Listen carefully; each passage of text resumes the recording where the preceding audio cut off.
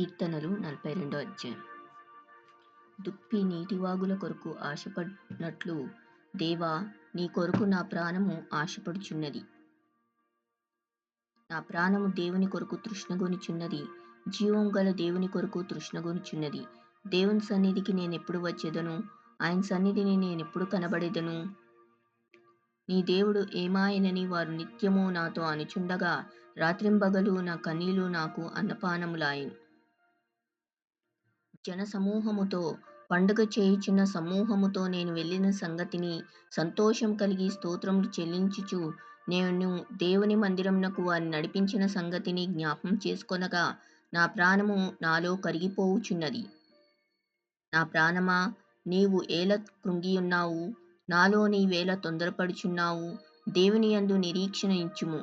ఆయనే నా రక్షణకర్త అనియు నా దేవుడనియు చెప్పుకొనుచు ఇంకనూ నేను ఆయన్ను స్తుతించెదను. నా దేవా, నా ప్రాణము నాలో కృంగియున్నది.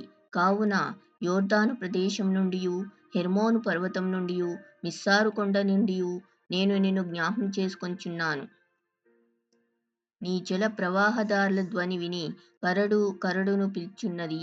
నీ అలలన్నీయు నీ తరంగములన్నీయు నా మీదుగా పొర్లిపారియున్నవి.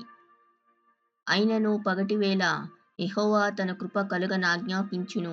రాత్రివేళ ఆయన గూర్చిన కీర్తియు, నా జీవనదాత అయిన దేవుని గూర్చిన ప్రార్థనయు నాకు తోడుగా ఉండును.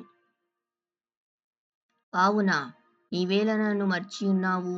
శత్రుబాధ చేత నేను దుఃఖాక్రాంతుడనై సంచరించవలసి వచ్చినేమి అని నా ఆశ్రయదుర్గమైన నా దేవునితో నేను మనవి చేయుచున్నాను. నీ దేవుడు ఏమాయనని నా శత్రువులు దినమెల్లా అడుగుచున్నారు. వారు తమ దూషణల చేత నా ఎముకలు విరుచున్నారు. నా ప్రాణమా, నీవేల కృంగియున్నావు? నాలో నీవేల తొందరపడుచున్నావు? దేవుని యందు నిరీక్షణ ఉంచుము.